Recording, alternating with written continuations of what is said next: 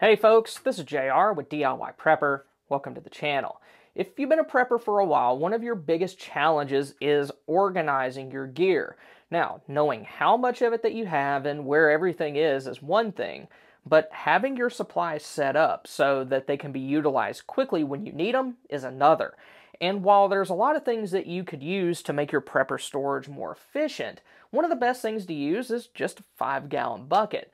These are large enough that they'll hold a lot of supplies, but they aren't so large that they'll become too heavy to lift, at least in most cases. And they can also be made waterproof if you use the right kind of lid. So today we're going to talk about how we can use these to make modular survival kits that would allow you to respond quickly to an emergency, whether it's just a common illness with one of your family members or something more serious that could force you to leave your home. The first way that you could use a 5-gallon bucket to organize your preps is as a general survival kit. This could be kept in places like vehicles or set aside as charity kits to hand out to less prepared family members, friends, or neighbors, and that's kind of what I've done here.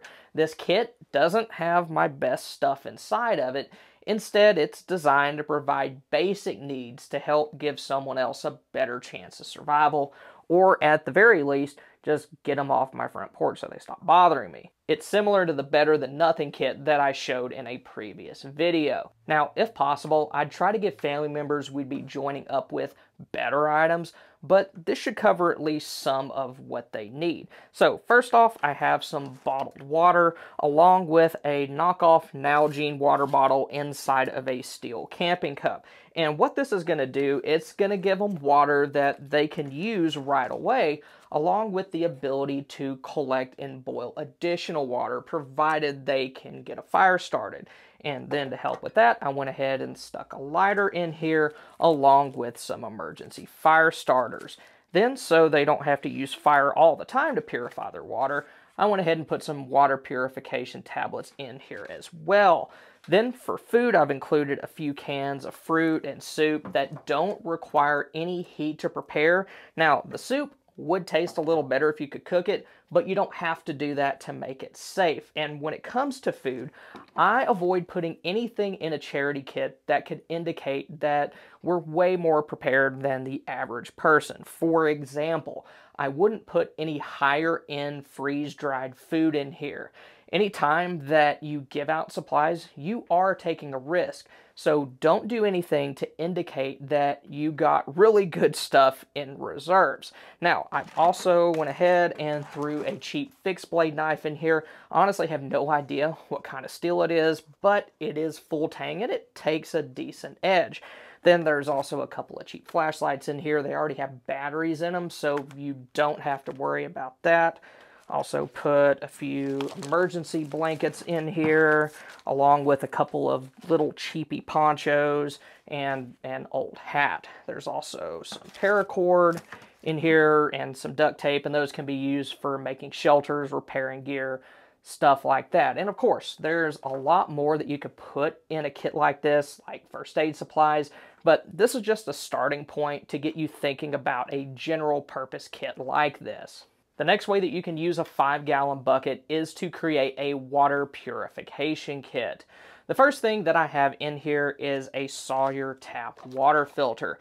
It's designed to slide over the end of household faucets, but it also comes with an adapter that allows it to be used on outdoor spigots or on spigot kits like this one. I originally installed this spigot kit when I did a video over grid down water purification last summer. Now, the Sawyer's nice because it'll remove bacteria, protozoa, along with microplastics, but it will not do anything against viruses or chemicals. Now, you could include a small bottle of disinfecting bleach in a kit like this, along with a dropper to help get the right amount in there, but bleach really isn't my favorite method to use since it expires very, very quickly. And then granular calcium hypochlorite, which has a longer shelf life, is very corrosive, so it's a challenge to store.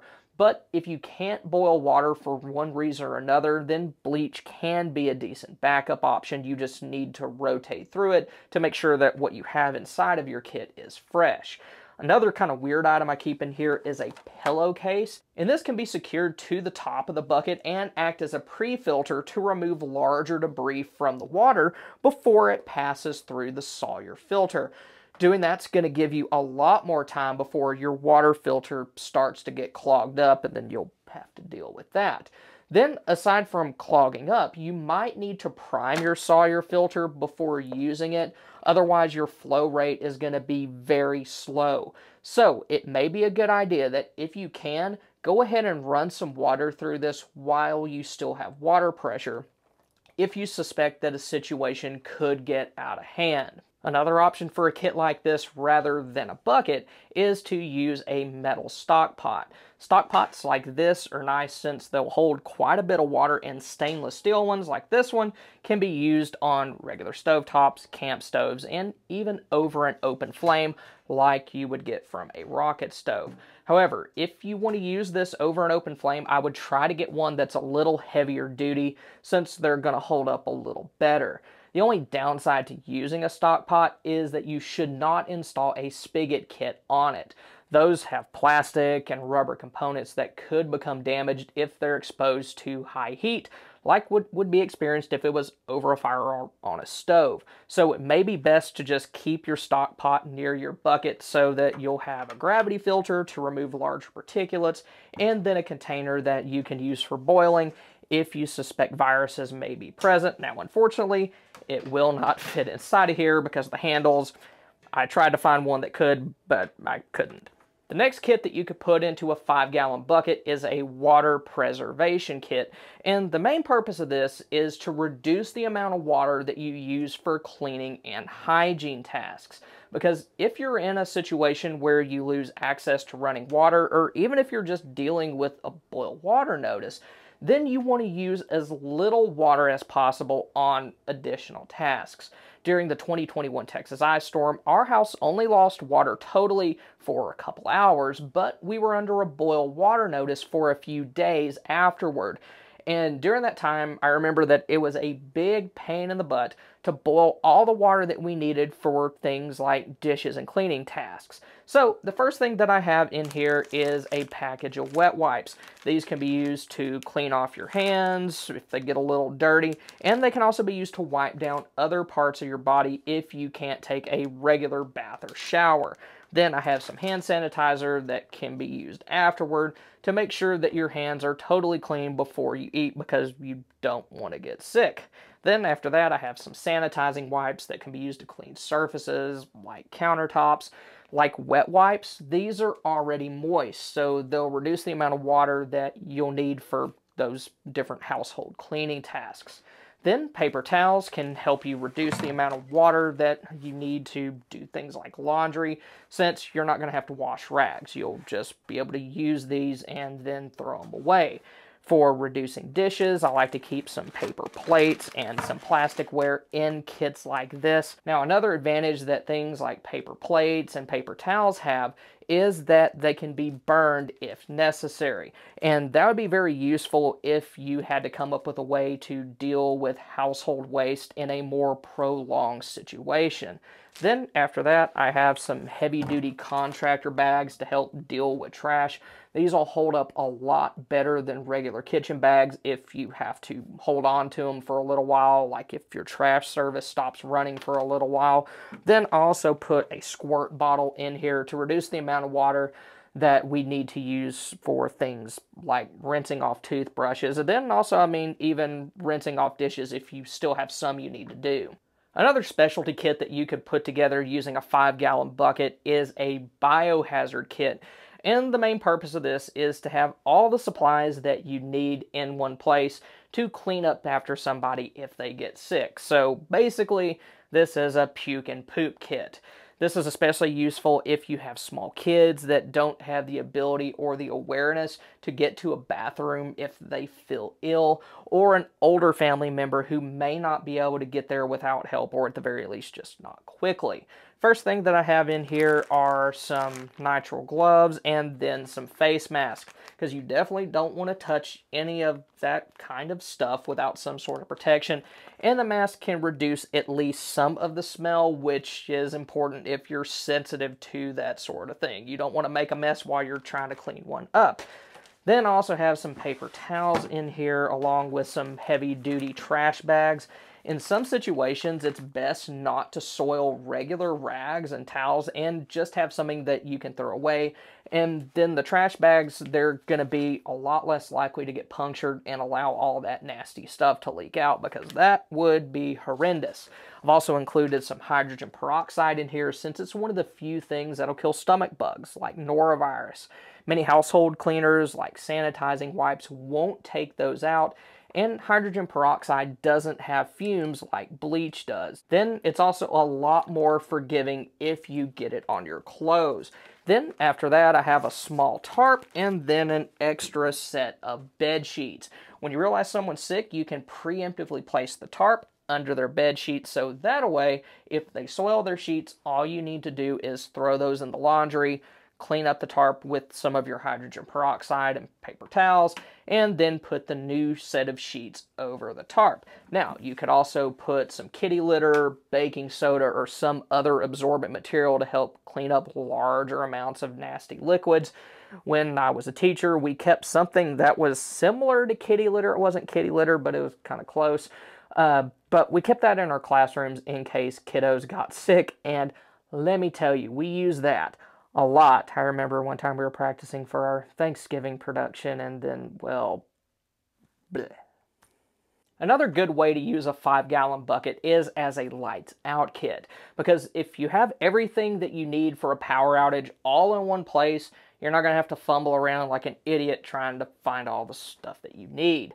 But small LED lanterns like this one are a very good choice for a kit like this. They don't take up a whole lot of space, but when you need them, they're pretty bright. But when you're storing these or anything else that needs batteries, be sure to remove those first so that you don't go to use your gear only to find that the batteries inside of them have corroded and ruined the light. It's also a good idea to keep some small flashlights and a headlamp in a lights out kit like this. You can take these anywhere you need to go and then still have the lanterns in specific rooms for the people inside of there.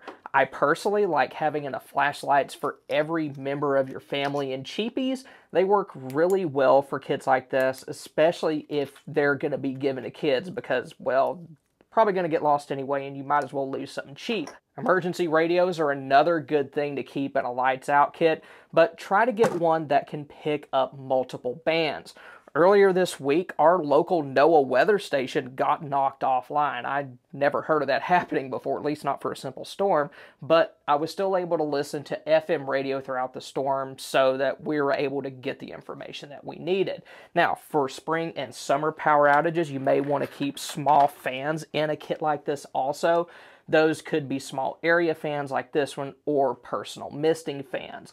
Then you also want to be sure to include some batteries in here as well. Like I have some D cells, I also have some AAAs. But one thing, if you have an emergency power source you may want to do is keep some charging cables in your lights out kit. Now, of course, if you don't have a backup power source, these aren't going to do you a dang bit of good. But if you do have a backup power source, then you'd be able to plug in things like your radio, or if you had a battery charger for like maybe some rechargeable AA's or AAA's, you could keep that in there as well just to make the whole process a lot easier. Then, even if you can't fit it inside of the bucket, it's a good idea to keep something like a camp stove nearby that'll allow you to cook if you can't use your electric stovetop.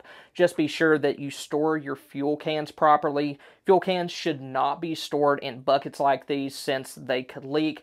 And then also the same thing goes for oil lamps, since many times, even if you empty them, they still have at least some fuel in them that could potentially leak out. Now, you can put candles in a kit like this, but I recommend keeping them in their own container just in case they melt.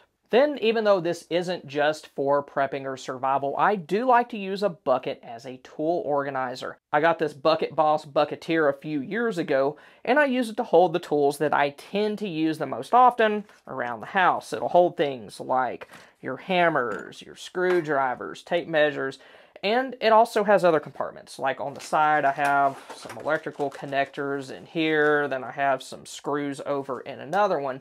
But since it's a bucket, it has space at the bottom for larger things like power tools, batteries, and chargers. I like it since it's easy to move around and you can get to things without having to mess with the bunch of trays. You can just reach in, grab what you need, and you're good to go. And in addition to using buckets to organize supplies into kits, you can also use them to protect certain items. Say you needed to bug out for something like a hurricane. You wouldn't be able to take everything with you. You may need to leave behind pictures or other documents that you'd like to keep, but they aren't vital enough to warrant leaving other stuff behind. But even though you can't take them with you, there are still things that you can do to protect them, especially if flooding or water damage are your main concerns. 5-gallon buckets are fairly durable and they can be made water resistant with the right kind of lid. But you can take it a step further and place your pictures or documents in a Mylar bag. 5-gallon bucket liners are large enough to hold a few frame pictures or a large stack of papers. All you need to do is place whatever you're trying to protect in the Mylar bag and then seal it with a hair straightener the exact same way that you'd seal it if you were trying to store food in there. You can add a Gamma Seal lid to create a water-resistant seal or use silicone caulking on a cheaper lid before you place it on top. In my testing, it won't glue the lid in place, but it could help close up any gaps that may be present. But if it is hard to remove, you could just use something like a utility knife to cut through the softer rubber type lids. Then of course, you can use 5-gallon buckets for food storage. Most preppers use bucket liners to hold larger amounts of a single item like rice in a bucket, but you can use buckets to hold multiple ingredients at once if you use smaller bags. That could be useful if you need to bug out, because if you have a mixture of foods in each bucket, it'll reduce the chance of you grabbing several buckets with the exact same thing in it and then not having much of anything else. You could also use that approach if you want to store everything that you need for a particular kind of dish all in one place. For example, if you're somebody like me and you enjoy Mexican food, you could keep some rice, beans, corn moss, and spices all in one bucket. That way you'd have everything that you need to make those kinds of dishes, and you wouldn't have to scrounge around and open up 1,000 different buckets. But of course, there's a lot more to using buckets for long-term food storage than that. So if you want to learn more about how to package food for long-term storage, then click here. Or if you want to see the vehicle survival kit that I put together, then click here. Thank y'all for stopping by. Y'all have a good one.